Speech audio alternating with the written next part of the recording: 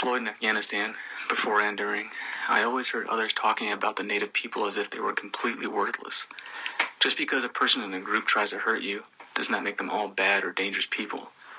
Also, the way a person lives does not make them less than anyone else either.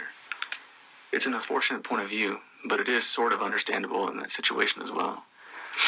My team's job was to clear roads of any hazards, and some of those roads ran through villages with people awestruck by the massive vehicles rolling through. Sometimes we had to stop and inspect certain areas, and those villages were common stops. Mostly children and a few adults would always come up to our vehicles and put their hands out because they wanted clean, cold water, which they knew we had.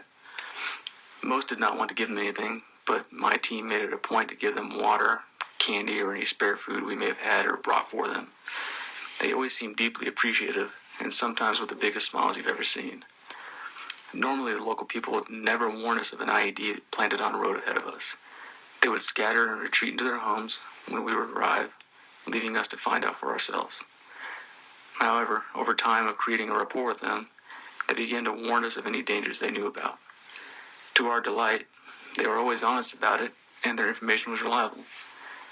I believe if we had been unkind to them, or never offered them any tokens of friendship, they would have never shared that crucial information with us, and we may have been hurt or worse.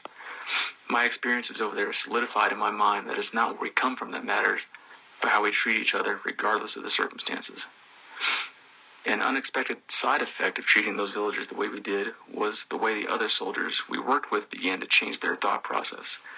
They started to look at those native people as just people, another human on earth trying to get by and be happy and live their life how they see fit.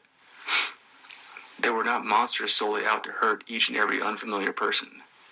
Do not misunderstand me, though. It's still a war zone and requires a great deal of caution, but there are other ways to work toward a goal in that environment than simply exerting a certain amount of force with a weapon.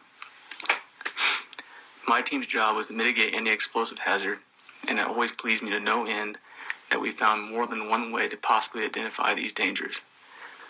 We now had a set of eyes in places we could not watch constantly, and there was no telling just how far that went towards keeping us alive. The point is, you reap what you sow, and the life you have is the only one you get, the only chance you have to do things that make a difference in yours and someone else's. It's up to us all that it will not be a negative difference. Put forth the effort to make a well-thought-out and good-intentioned action to plant seeds for the harvest. Tend to them often and ensure they never become corrupted in any way. When the harvest does come, be grateful and know that what you have received in kind is a direct result of what you are doing, your power of free will and forethought. Know that you have complete control over your life, no one else.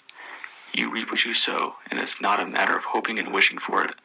Be thoughtful, deliberate, and active in your own life, and you will be rewarded.